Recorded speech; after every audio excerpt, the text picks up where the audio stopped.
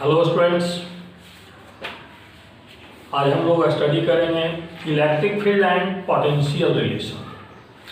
आप लोग potential energy भी पढ़ चुके हैं, आप लोग इलेक्ट्रिक पोटेंशियल भी पढ़ चुके हैं, न्यूमेरिकल लेक्चर भी उसका देख चुके हैं, इलेक्ट्रिक फील्ड का आपने डिटेल डिस्कशन देखा है।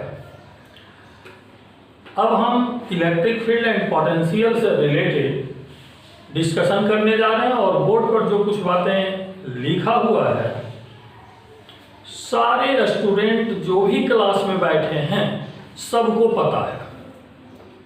आप ये सोचें कि आपको सब कुछ पता है, सिर्फ मेरे साथ साथ एक बार उसे सोचने का प्रयास करें। इक्वेशन नया है लेकिन सारी बातें आप जानते हैं। तो आइए अब देखते हैं कि कौन सी बातें जो आप जानते हैं और इक्वेशन आपके लिए नया है। वर्क एनर्जी पावर चैप्टर से ही आप पढ़ते आ रहे हैं। यहां पर भी हमने यूज किया है work by conservative force equal to minus of change in potential energy. सारे लोग वाकिफ हैं ना इस रिलेशन से? Right. Delta U equal to minus of work done by force. बातें वही है या फिर मैंने करके लिखा है। अब यहां से आप आगे बढ़ें तो change in potential energy equal to charge into final potential minus initial potential. ये भी सारे लोग समझ रहे हैं या नहीं? अगर मान लो कोई ऐसे स्टूडेंट हैं क्लास में बैठे हुए जिन्हें ये समझ में नहीं आ रहा है, आप यहां से देखें कि Vf माइनस Vi का ये जो रिलेशन हमने लिखा है तो आप पढ़े थे potential equal to potential energy per unit charge. तो पोटेंशियल एनर्जी इक्वल टू क्या होगा? Charge into potential. तो चार्ज इनटू पोटेंशियल, चूंकि यहां पर पोटेंशियल डिफरेंस हमने लिया है, यहां पर पोटेंशियल एनर्जी का डिफरेंस लिया है, इसलिए यहां पर भी पोटेंशियल का डिफरेंस लिया है। या इसी को सोचें तो V equal to U by Q, then delta V equal to delta U by Q. तो इससे हो जाएगा delta U equal to Q into delta V। और ये है क्या? डेल्टा V ही तो है। डेल्टा V मतलब final potential minus initial potential. इस स्टेप से हम आगे बढ़ें। ये स्टेप सारे लोग समझ चुके हैं कि डेल्टा U को ही हमने Q V final minus V initial लिखा है। Minus F dot D R, work का फॉर्मूला आप पढ़ते आ रहे हैं कि वेरिएबल फोर्स है तो वेक्टर फॉर्म में एफ डॉट डी आर लिखते हैं, where d r is the position vector. F is the force vector, d r is the position vector.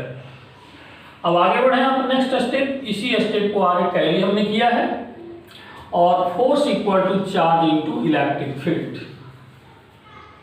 Charge into electric field. अब यहां से आप देखिए चार्ज इनटू इलेक्ट्रिक फील्ड जब हमने रखा है तो V final minus V initial equal to minus E dot D R. अब यहां से देखिए कि final potential minus initial potential equal to minus E dot D R, R I to R F हमने किया है। ये रिलेशन काफी इंपॉर्टेंट है इस चैप्टर के लिए, लेकिन मैंने क्या कहा था, ये सारी बातें आप जानते हो। आप यहां से यहां तक देखें तो कोई भी इस इक्वेशन में ऐसा बात हमने नहीं कॉन्सेप्ट यूज किया है जो आप पहले से नहीं समझ रहे थे। ये आपके लिए उसी रिलेशन का रीअरेंजमेंट है और 12th का एग्जाम देने वाले स्टूडेंट के लिए ये प्रूफ काफी इंपॉर्टेंट होता है। और जो स्टूडेंट नीट और आईआईटी का प्रिपरेशन कर रहे हैं उनके लिए भी ये न्यूमेरिकल काफी इंपॉर्टेंट होता है, क्योंकि इस न्यूमेरिकल से रिलेटेड बहुत सारे न्यूमेरिकल डिस्कशन होते हैं। चलिए, तो integral relation between electric field E and potential V आप लोग स्टडी कर लिए। अब आगे हम लोग देखते हैं डिफरेंशियल रिलेशन क्या होगा। का इंटीग्रल रिलेशन अभी हमने देखा था। Integral relation I mean relation in terms of integration. अब हम क्या देखेंगे? Differential relation between electric field and electric potential. अब आप देखें कि ये डिफरेंशियल रिलेशन को डिस्कस करने से पहले जो इंटीग्रल रिलेशन है उसी को थोड़ा सा एनालाइज करें, उसी का एनालिसिस से ये डिफरेंशियल रिलेशन भी हमें मिलेगा।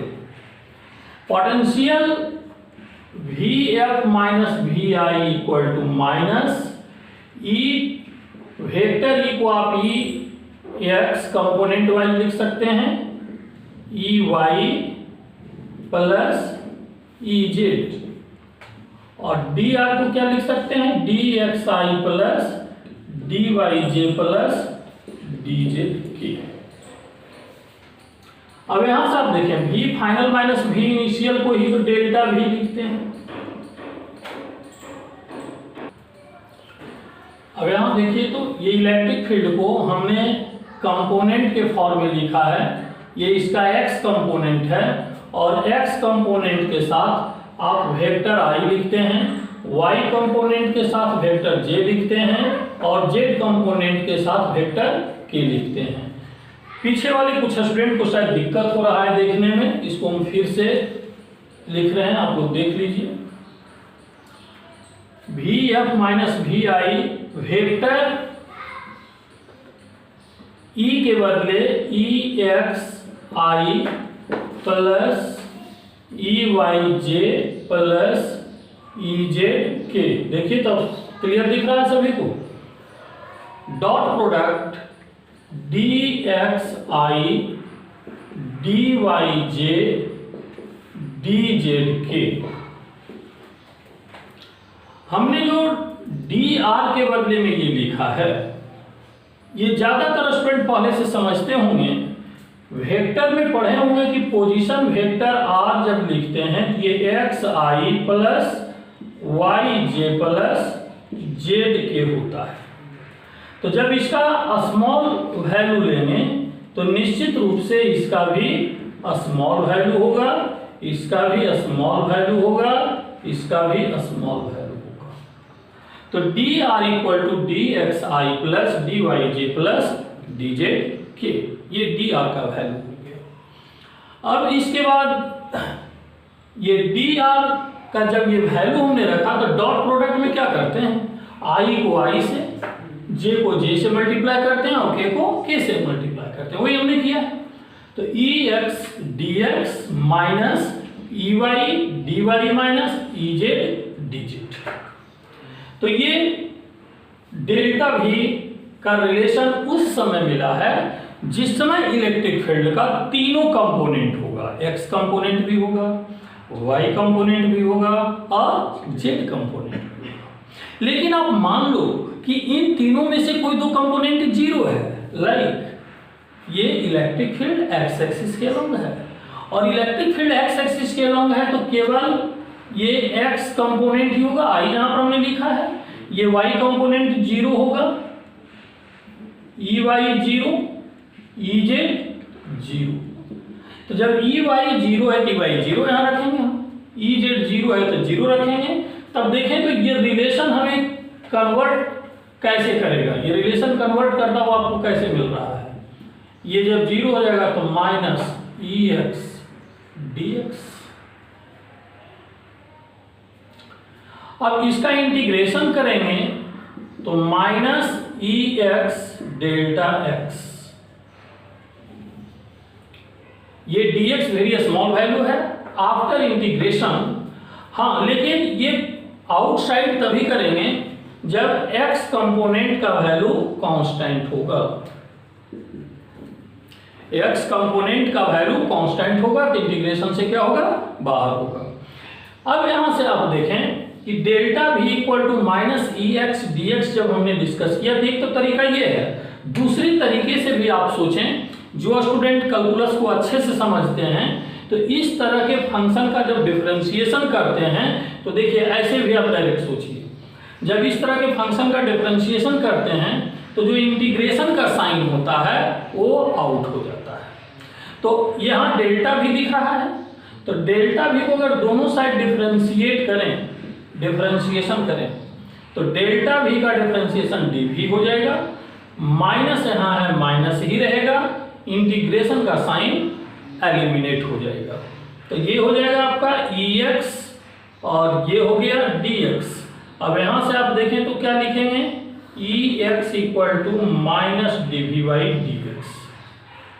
इस फॉर्मूला का कंडीशन समझिए, क्योंकि ये फॉर्मूला जितना समझने में हो सकता है आपको आसान लगा होगा, यूज करने वक्त स्टूडेंट से गलती क्या होता है।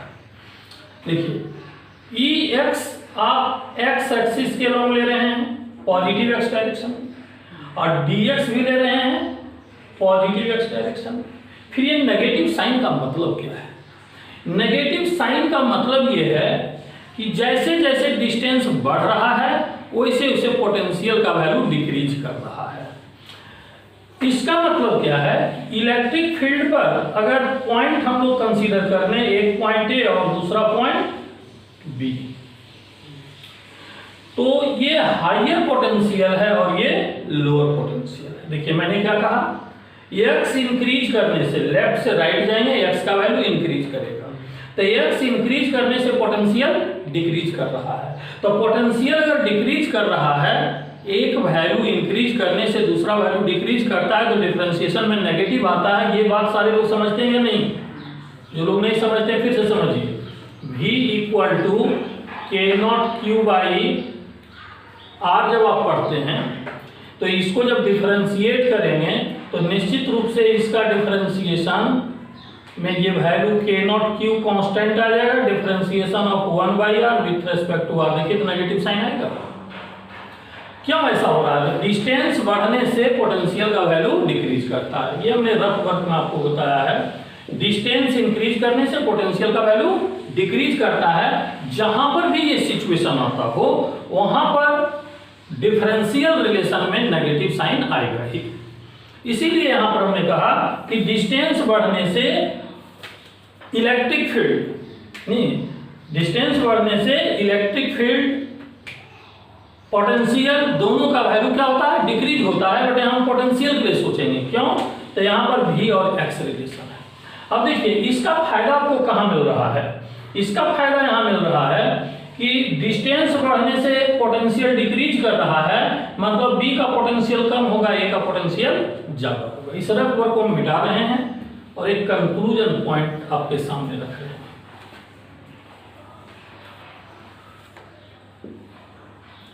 क्या है conclusion point?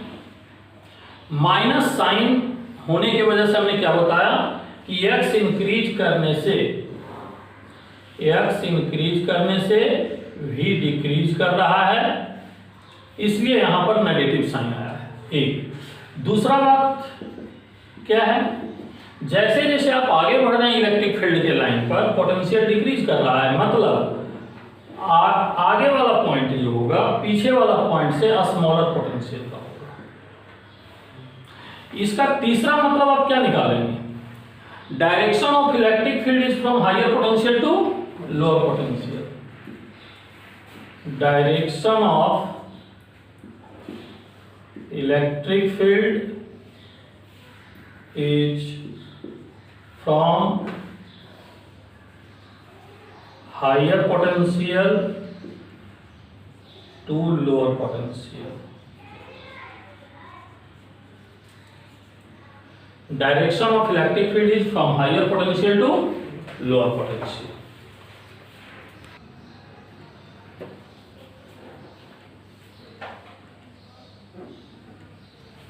E equal to minus dv by dx जो अभी आपने पढ़ा है, इसको और एनालाइज करते हैं। और एनालाइज कैसे करेंगे? यहाँ पर तो अभी हमने समझाया था कि ये फॉर्मूला जब यूज करते हैं तो इलेक्ट्रिक फील्ड और चेंज इन पोजीशन दोनों सेम ही लाइन पर होना चाहिए। मतलब इलेक्ट्रिक फील्ड अगर इस डायरेक्शन में है तो ये दो पॉइंट जिसके बीच पोटेंशियल डिफरेंस लेना है ए और बी, इन दोनों के बीच का डिस्टेंस अगर dx है तो देखिए दोनों सेम लाइन पर है। लेकिन अगर ऐसा हो कि इलेक्ट्रिक फील्ड इधर की ओर है और चेंज इन पोजीशन इधर की ओर है, तब जरा एनालाइज आप कीजिए कि O से A की ओर हम चल रहे हैं, ये हमारा डिस्टेंस है, पोजीशन है। आप R लिखिए, X लिखिए, आपकी मर्जी।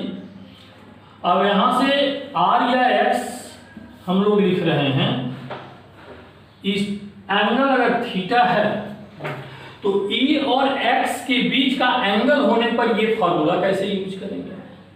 फॉर्मूला में हमेशा ध्यान रखना है कि इलेक्ट्रिक फील्ड जब भी होगा तो डिस्टेंस के लाइन पर।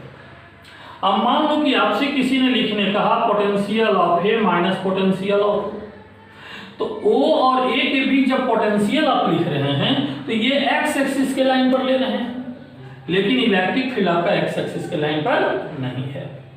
तो यहां पर आप क्या करेंगे, इसका कंपोनेंट लेंगे, तो इसका कंपोनेंट कितना हो जाएगा, ई कॉस थीटा, तो ये हो जाएगा ई कॉस थीटा इंटू यहां से यहां तक का जो भी वैल्यू आप लिखना चाहते हैं dx, तो dx लिखिए। अब यहां पर ये ध्यान देना है कि अगर ये कांस्टेंट वैल्यू है, थीटा और ई कांस्टेंट है, तो इसको इंटीग्रेशन से बाहर निकाल लेंगे, और अगर कांस्टेंट नहीं है तो इंटीग्रेशन के अंदर रखेंगे। तो V A minus V O equal to E cos theta integration of dx, तो V A minus V O equal to E cos theta into delta X, या इसी को लिख सकते हैं delta V by delta X equal to minus E cos theta. अब यहां theta का वैल्यू अगर 90 डिग्री पुट करें तो यहां से देखिए पॉसिबिलिटी चेंज कैसे होगा। पॉसिबिलिटी चेंज होगा, मान लो कि इलेक्ट्रिक फील्ड राइट डायरेक्शन में है और हम लेफ्ट डायरेक्शन की ओर बढ़ रहे हैं। पोटेंशियल डिफरेंस जो कंसीडर कर रहे हैं उसमें डिस्टेंस हम लोग ऐसे दे रहे हैं, तो E इधर है और dr इधर है। dr या dx जो भी आप लिख रहे हैं वो आपके सोचने पर डिपेंड करता है। तो इन दोनों के बीच का एंगल कितना है, 180 डिग्री। तो cos 180 डिग्री का वैल्यू क्या पुट करते हैं, -1, तो ये delta V by delta X equal to क्या हो जाएगा, -1, तो E equal to delta V by delta X. अब देखिए बहुत सारे स्टूडेंट ये सोचते हैं कि E equal to minus D we by D x ही हमेशा होता है, नहीं, प्लस भी होता है। लेकिन आपको समझना है बेसिक फॉर्मूला माइनस वाला ही है, बेसिक फॉर्मूला प्लस वाला नहीं है, लेकिन प्लस वाला भी होगा। E equal to minus D we by D X जब हम लोग स्टडी करते हैं तो उसमें क्लियर है कि जब भी कंसीडर करेंगे तो E और dx सेम डायरेक्शन में, लेकिन आप डायरेक्शन अपोजिट कर रहे हैं तो थीटा बदल लीजिए। और अगर 90 डिग्री पर सोच रहे हैं तब क्या होगा, अब जैसे ये डिफरेंट पॉइंट का जो एनालिसिस हमने किया, ये आपका किसी पर्टिकुलर एंगल थीटा के लिए हो गया केस फर्स्ट, ये केस सेकेंड हो गया अगर अपोजिट डायरेक्शन में है तब, और केस थर्ड अगर परपेंडिकुलर डायरेक्शन में है तब क्या होगा, मान लो इलेक्ट्रिक फील्ड इधर है और dx इधर है, तो दोनों के बीच का एंगल 90 डिग्री, तो cos 90 डिग्री आप क्या लेते हैं, 0। तो अब यहां पर आप क्या लिखेंगे,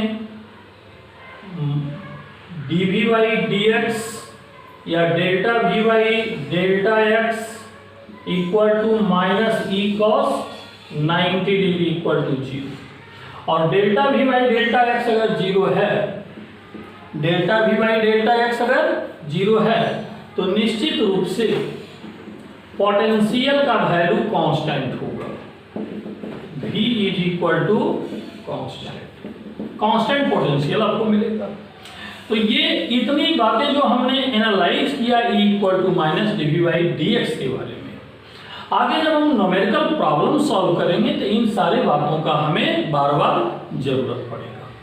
एक बात और जो एनालाइज आपको करना है और ज़्यादातर स्टूडेंट गलती भी करते हैं, जब ये इक्वेशन आप लिखते हैं V B minus V A चाहे फाइनल माइनस इनिशियल, तो यहाँ minus E dot D R जब लिखते हैं तो यहाँ सावधानी क्या रखना है, यहाँ जब आर ए लिखते हैं और आर बी लिखते हैं तो माइनस जब लेते हैं तो ये नीचे वाला वैल्यू का लिमिट होता है। ये लिमिट जो होता है देखिए, जो माइनस में है वो लोअर लिमिट की ओर चला गया, इसका पोजीशन लोअर लिमिट की ओर, और जो प्लस है उसका अपर लिमिट की ओर। तो अब उम्मीद है आप ऐसा गलती नहीं करेंगे, लेकिन कुछ बुक में ऐसा लिखा रहता है तो स्टूडेंट कंफ्यूज करते हैं। E dot D R r b r a. अब देखिए दोनों इक्वेशन सेम है, लेकिन स्टूडेंट का कंफ्यूजन का कारण क्या है? उन्हें लगता है कि यहाँ माइनस था यहाँ प्लस है, लेकिन दो काम यहाँ पर हुआ है। लिमिट चेंज करने से माइनस साइन बाहर आता है, ये कैलकुलस का रूल है। तो यहाँ आर ए से आर बी था तो यहाँ आर बी से आर ए हो गया, इसलिए माइनस माइनस प्लस हो गया। आप दोनों में से कोई भी यूज कर सकते हैं, लेकिन सबसे ज्यादा फेमस माइनस वाला ही है। और आप अगर एक याद रखेंगे तो दूसरा अपने आप समझ में आ जाता है। याद क्या रखना है, दिमाग में सेटिंग बनाना है। माइनस में है उसका लिमिट लोअर साइड में करेंगे, प्लस वाला जो पॉइंट है उसका लिमिट अपर साइड में करेंगे। इतने सारे डिस्कशन पढ़ने के बाद जरा आप एक सोचिए तो, अभी तक मैंने पूरे क्लास में आपको क्या पढ़ाया है? मात्र एक फार्मूला। पूरे क्लास में अभी तक हमने आपको क्या पढ़ाया है? मात्र एक फार्मूला। और वह एक फार्मूला क्या था? वह एक फार्मूला था E equal to minus D we by D R. यही हमने आपको पढ़ाया है, इससे ज़्यादा कुछ नहीं पढ़ाया है। और इसी का हेरा फेरी अगर करके आप बोलते हैं तो ये हो गया delta V equal to minus E dot delta R. E dot delta या डी आर, ये दोनों इक्वेशन एक ही है, एक डिफरेंशियल फॉर्म में है, दूसरा इंटीग्रल फॉर्म में है। तो ये अभी तक पढ़ाए गए क्लास का एक सिंगल बॉक्स हमने बनाया है, मतलब पूरे बोर्ड पर इससे ज्यादा हमने कुछ पढ़ा ही नहीं है। बड़ा अजीब सा बात लगा होगा, लेकिन जो छोटे छोटे बातों को हमने एनालाइज किया है वो ऑब्जेक्टिव न्यूमेरिकल को सॉल्व करने में आपका स्किल इंप्रूवमेंट किया है। अब आगे जब हम बढ़ेंगे तो इस पर बेस्ड न्यूमेरिकल डिस्कशन ही ज़्यादा करेंगे, बट उससे पहले एक लाइन और सोचिए। आप एक कॉन्सेप्ट पढ़े थे ग्रेडियंट का, यहाँ पर D we by D R जो लिखते हैं पोटेंशियल डिवाइडेड बाई डिस्टेंस है, तो इसको हम लोग क्या बोलेंगे? Potential gradient. क्या इसको बोलेंगे? Potential gradient. और इलेक्ट्रिक फील्ड क्या है? Electric field is minus of potential gradient. Electric field क्या है? Minus of potential gradient is defined as electric field. तो चलिए आप लोग नोट कर लीजिए इसको, इसके बाद हम आगे बढ़ते हैं न्यूमेरिकल डिस्कशन। अभी तक जो फॉर्मूला स्टडी हमने किया है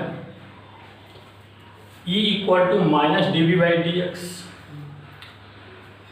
उससे रिलेटेड न्यूमेरिकल सॉल्विंग अप्रोच की हम बात कर रहे हैं।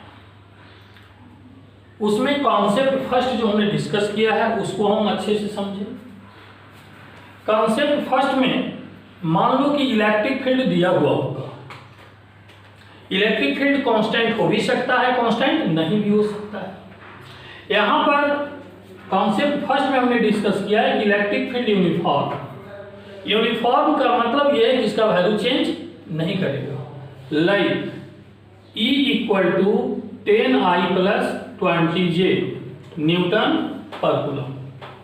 10I प्लस 20J न्यूटन पर कूलम अगर E का वैल्यू हम कंसीडर करते हैं तो potential at a point like O 0 0 0 0 point पर पोटेंशियल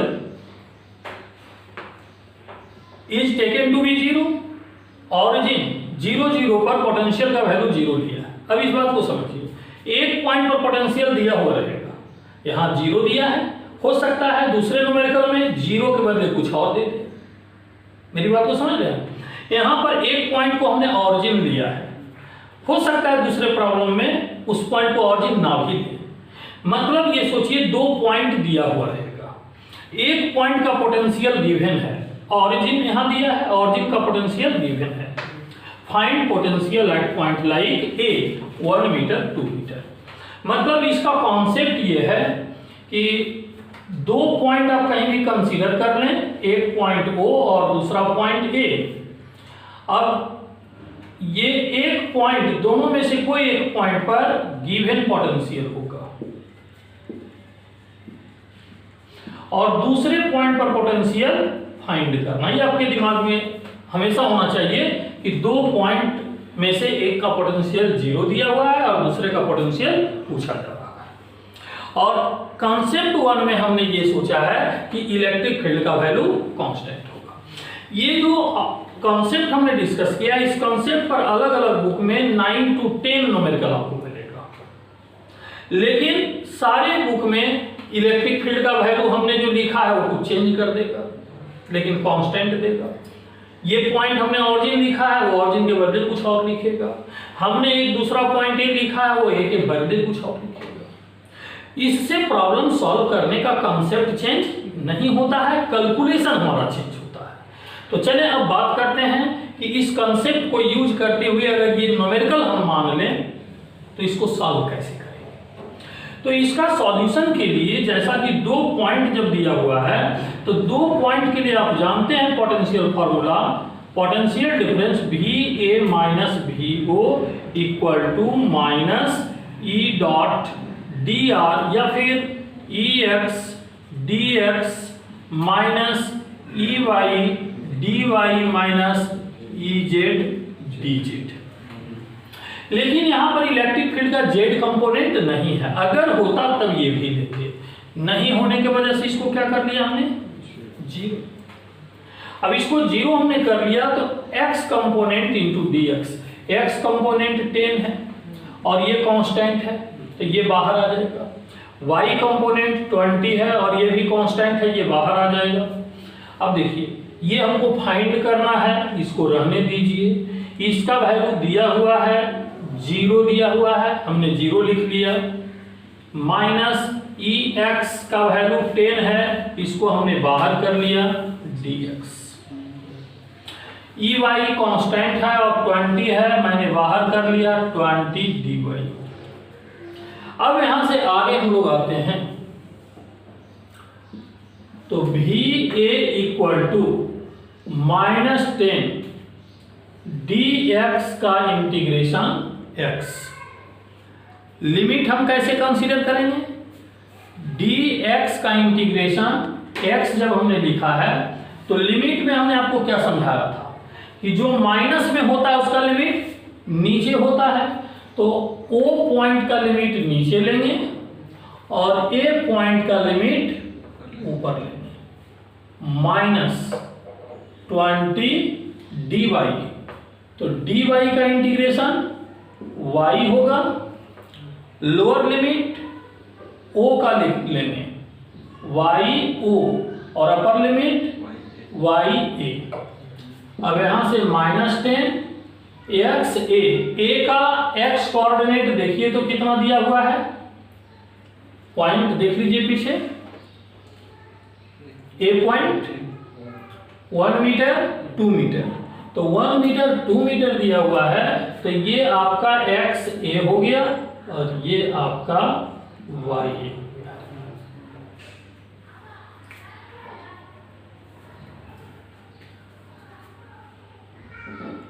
YA। अब यहां पर XA का वैल्यू 1 मीटर हम लोग पुट कर रहे हैं और XO ऑरिजिन का कोऑर्डिनेट 0 मीटर होता है, माइनस 20 YA 2 मीटर है और ये 0 मीटर है, तो यहां से minus 10 minus 40 equal to minus 50, इसलिए VA का वैल्यू माइनस 50 वोल्ट हमारा आंसर हो गया। कॉन्सेप्ट 1 के बाद कॉन्सेप्ट 2 देखते हैं। कॉन्सेप्ट 2 में फर्स्ट सेकेंड थर्ड 3 इक्वेशन लिखे, तीनों इक्वेशन में देखिए डिफरेंसेस क्या है। इलेक्ट्रिक फील्ड x पर डिपेंड कर रहा है, इलेक्ट्रिक फील्ड x पर डिपेंड कर रहा है। तो हो सकता है कि जो न्यूमेरिकल देगा तो कोई न्यूमेरिकल में देता है इस तरीके से, दूसरे न्यूमेरिकल में दिया इस तरीके से, सबका कॉन्सेप्ट एक ही होगा सॉल्व करने का, सिर्फ इक्वेशन बदलने से न्यूमेरिकल बदल जाता है। और ऐसे ऐसे बदलाव अगर आप सोचेंगे तो इस कॉन्सेप्ट पर कोई भी मेडिकल का बुक आप उठा लें, इंजीनियरिंग का बुक उठा लें, आपको 9 to 10 ऑब्जेक्टिव वहाँ पर भी मिलेगा। हमने ये 3 ऑब्जेक्टिव का कलेक्शन आपके सामने रखा है। तीसरा नंबर देखिए क्या है, इलेक्ट्रिक फील्ड एक्स पर भी डिपेंड कर रहा है, वाई पर भी डिपेंड कर रहा है, जेड पर भी डिपेंड कर रहा है। मतलब इलेक्ट्रिक फील्ड का तीनों कंपोनेंट है, एक्स भी है, वाई भी है और जेड भी है। यहाँ पर इलेक्ट्रिक फील्ड का केवल एक्स कंपोनेंट है, यहाँ पर इलेक्ट्रिक फील्ड का केवल एक्स कंपोनेंट। हो सकता है कि इलेक्ट्रिक फील्ड का केवल वाई कंपोनेंट भी दे सकता है, E = 20 y√y वेक्टर जे ऐसे भी दे सकता है, मतलब जेड में भी दे सकता है, इलेक्ट्रिक फील्ड = 20√z वेक्टर के। मतलब इस तरीके से हमने पॉसिबिलिटी बताया क्या दे सकता है। फिर जैसे पिछले कॉन्सेप्ट में था कि 2 पॉइंट लिया था, यहाँ भी 2 पॉइंट लेगा, एक पॉइंट का पोटेंशियल दिया हुआ रहेगा और दूसरे का कैलकुलेट करना है। Take potential at origin to be 5 volt. कुछ स्टूडेंट के दिमाग में ये आता है कि ऑरिजिन है तो पोटेंशियल 0 ही होगा, ऐसा कुछ नहीं है।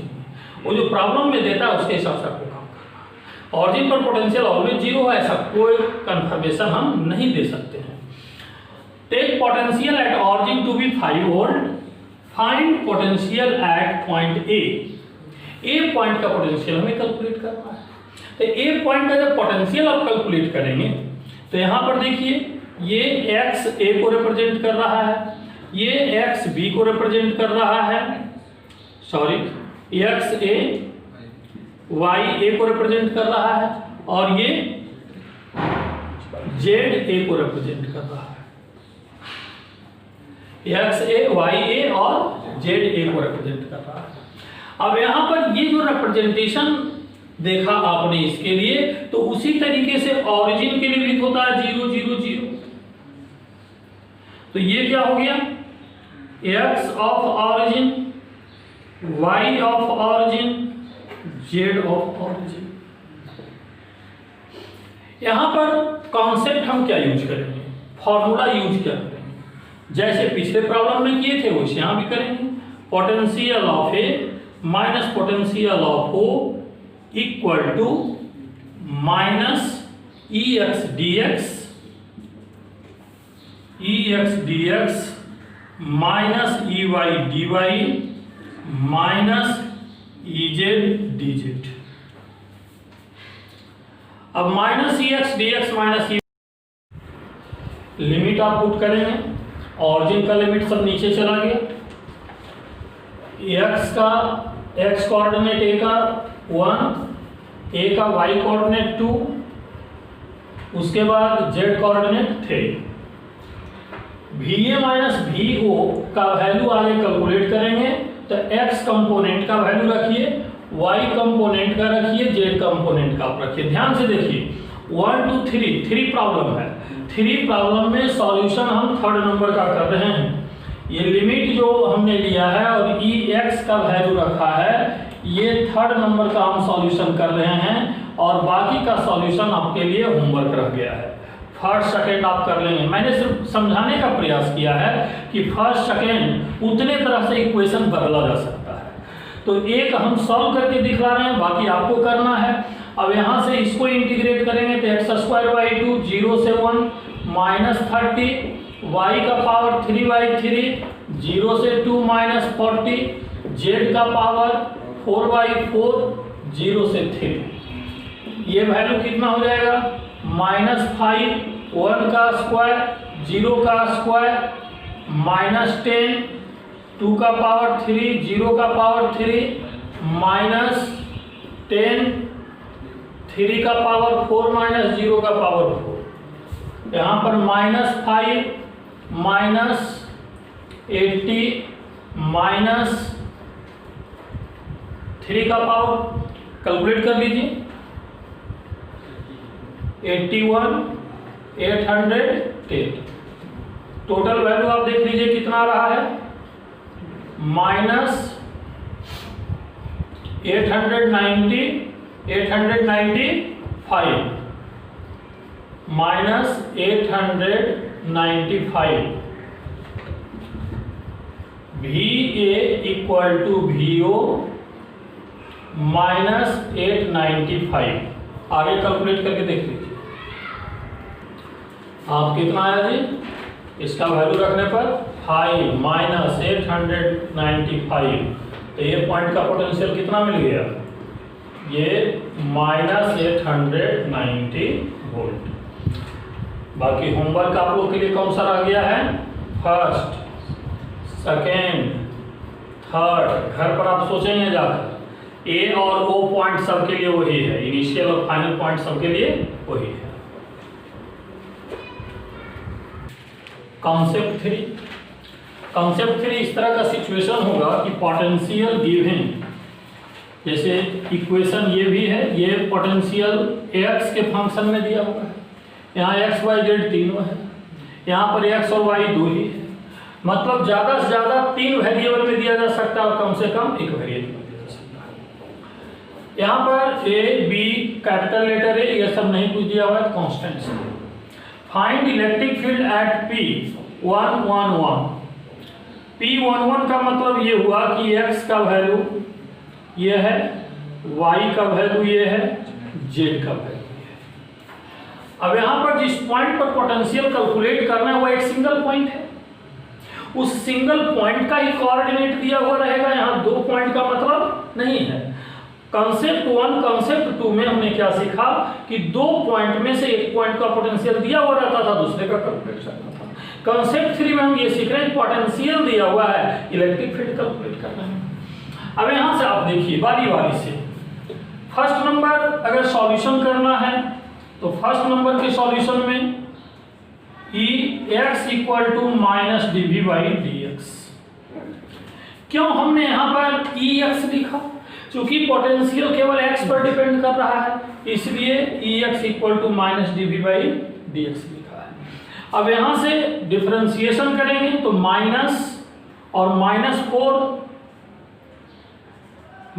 4x स्क्वायर है, तो माइनस माइनस क्या हो जाएगा, प्लस, तो Ex इक्वल टू 8x होगा। अब x के बदले 1 पुट कर दीजिए, तो 8 इंटू 1 8 न्यूटन पर कूलम आंसर हो गया। ये फर्स्ट पार्ट का हमने सॉल्यूशन किया। अब सेकेंड पार्ट का सॉल्यूशन करेंगे तो फिर क्या होगा, सेकेंड पार्ट में एक्स वाई जेड तीनों दिया हुआ है, इसमें कैलकुलेट करने का तरीका क्या होगा, जब x कंपोनेंट निकालेंगे तो minus dV by dx, y और z का वैल्यू कांस्टेंट कंसीडर करेंगे। क्या कंसीडर करेंगे, कांस्टेंट कंसीडर करेंगे। और जब ये कांस्टेंट कंसीडर करेंगे तो आगे बढ़ते हैं, डिफरेंशिएशन ऑफ, ए बगल में कर लो, differentiation of x y with respect to x, differentiation of y z with respect to x, plus differentiation of x z with respect to x.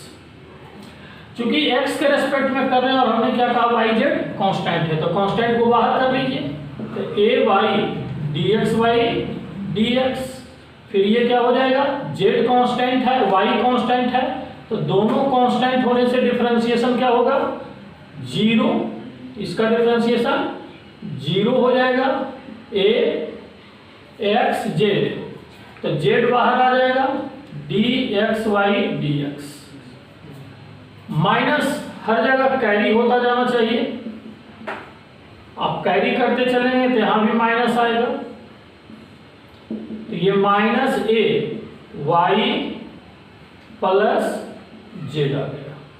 देखिए रिजल्ट सिमेट्रिकल दिया हुआ है, जैसे हमने x के लिए किया आप उसी तरीके से फिर y के लिए करेंगे, तो y के लिए माइनस dv अपॉन dy और y के रेस्पेक्ट में करेंगे तो x z क्या होगा, कांस्टेंट। लेकिन सिमेट्रिकल रिजल्ट होने की वजह से जब x के रेस्पेक्ट में किए थे तो y प्लस z आया, और y के रेस्पेक्ट में करेंगे तब x प्लस z आएगा, तो इसका रिजल्ट हम डायरेक्ट लिख दे रहे हैं, आप चाहें तो खुद से करके देख लेंगे, x प्लस z, और ई जेड जब लिखेंगे तब माइनस dv अपॉन dz, यहाँ पर x और y क्या होगा, कांस्टेंट होगा, x और y कांस्टेंट होगा, तो यहाँ पर minus a x plus y हो जाएगा।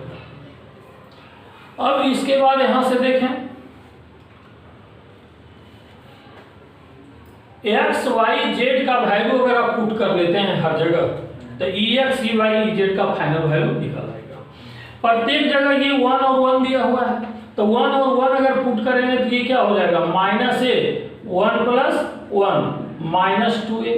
तो यहां पर भी तो हो जाएगा माइनस 2a, और यहां पर भी क्या हो जाएगा माइनस 2a।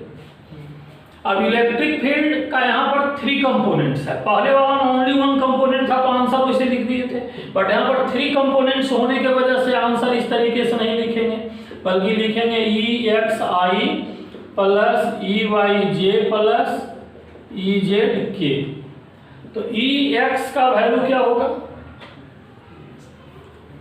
ई एक्स का वैल्यू देख लीजिए, ई वाई का वैल्यू, ई जेड सब तो वही है, तो माइनस 2a कॉमन आई प्लस जे प्लस के। और अगर मैग्नीट्यूड फॉर्म में आंसर देना होगा तब तो 2a root 3, I mean 2 root 3 into a, इतना न्यूटन पर कूलम हो जाएगा। अब देखिए 3 में से 2 हमने सॉल्व कर दिया। स्टूडेंट को ज्यादा दिक्कत सेकेंड में हो सकता था, वो हमने सॉल्व कर दिया। क्या उम्मीद करें, थर्ड नंबर आप लोग खुद कर लीजिएगा, ये आप लोग के लिए होमवर्क रह गया, ठीक है। आंसर बता दें क्या, आंसर इसका E equal to square root A square plus B square magnitude form.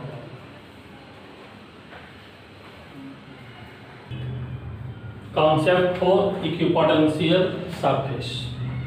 Equipotential surface concept 3 के बाद कॉन्सेप्ट फॉर इक्विपोटेंशियल सरफेस देखते हैं। इक्विपोटेंशियल सरफेस जैसा कि नेम से इंडिकेटेड है, potential remain constant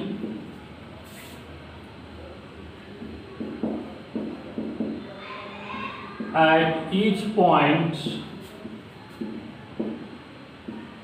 on the surface. Potential remain constant at each point on the surface. Surface के प्रत्येक पॉइंट पर पोटेंशियल कांस्टेंट रहेगा, I mean V is equal to constant, और V कांस्टेंट होगा तो dV बाई dr और dV by ds equal to 0। It means electric field equal to 0। Equipotential surface के लिए इलेक्ट्रिक फील्ड का वैल्यू 0। सही है क्या? अब यहां से देखिए इलेक्ट्रिक फील्ड 0 हमने कर दिया। अब थोड़ा सा एक कंसीडरेशन कीजिए। Example of equipotential surface. Example first, मान लो कि ये y एक्सिस है और ये x एक्सिस पर है।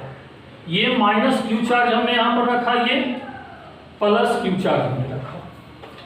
अब यहां पर पॉइंट को हमने O ले लिया, यहां पर O1 ले लिया, यहां पर O2 ले लिया। इसके चलते जितना नेगेटिव पोटेंशियल होगा उतना ही इसके चलते पॉजिटिव होगा। तो यहां पर पोटेंशियल कितना होगा? 0। और ये शायद पहले भी हमने कभी आपको डिस्कस किया होगा कि Q बाई यहां से यहां तक का डिस्टेंस जो भी होगा, इसको अगर D मान ले, A मान ले, जो मर्जी आपको लगे, A मैंने मान लिया, तो इधर भी A हमने कंसीडर कर लिया। ये जितना प्लस में आएगा उतना ही माइनस में आएगा। K naught Q by A equal to 0। उसी तरीके से जब इस पॉइंट पर देखेंगे तो यहाँ भी डिस्टेंस क्या होगा? इक्वल, और डिस्टेंस इक्वल होगा पोटेंशियल 0। फिर यहाँ पर भी क्या होगा? डिस्टेंस इक्वल होगा, पोटेंशियल क्या होगा? 0। इसका मतलब जितना पोटेंशियल O पर है उतना ही O1 पर है, उतना ही O2 पर है, भले उसका वैल्यू 0। इसका मतलब ये जो लाइन है, ये लाइन ऑफ इक्विपोटेंशियल सरफेस है। Line of equipotential surface, equipotential surface का ये लाइन है। एग्जाम्पल सेकेंड, मान लो कि ये सर्कल है और सेंटर पर कोई चार्ज क्यू हमने रखा है। अब यहां पर पॉइंट आप कंसीडर करें या यहां पर पॉइंट कंसीडर करें, तो यहां पर जितना पोटेंशियल होगा उतना ही पोटेंशियल यहां पर होगा, इसलिए कि डिस्टेंस दोनों के लिए सेम है। तो V A equal to V B equal to K naught Q by R. तो ए और बी का पोटेंशियल सेम है, इसके अलावा जितने भी पॉइंट यहां पर सोचेंगे सभी का पोटेंशियल सेम। तो अगर इस डायरेक्शन में आप चलते हैं, ए से बी की ओर चलते हैं, तो पोटेंशियल क्या है, कांस्टेंट है।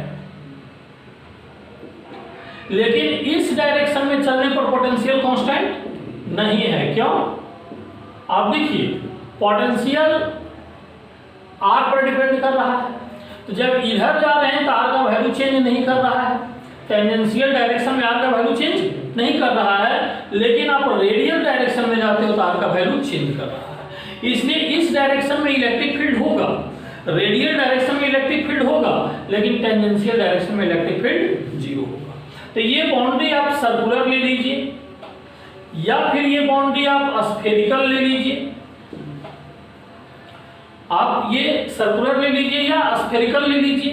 प्रत्येक सिचुएशन में along the tangent line ET, tangential component, tangential component क्या हो जाएगा, जीरो हो जाएगा।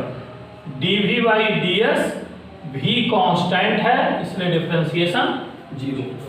लेकिन रेडियल डायरेक्शन में आप क्या लिखेंगे, रेडियल कंपोनेंट ये जीरो नहीं होगा। रेडियल कंपोनेंट की बात करेंगे, this is not equal to zero, इसलिए कि रेडियल डायरेक्शन में पोटेंशियल चेंज हो रहा है, कांस्टेंट नहीं है। अभी जो हमने स्टडी किया कि इक्विपोटेंशियल सरफेस का डिस्कशन था, तो इक्विपोटेंशियल सरफेस में वर्क का कैलकुलेशन कैसे करें। A charge is moved along equipotential surface,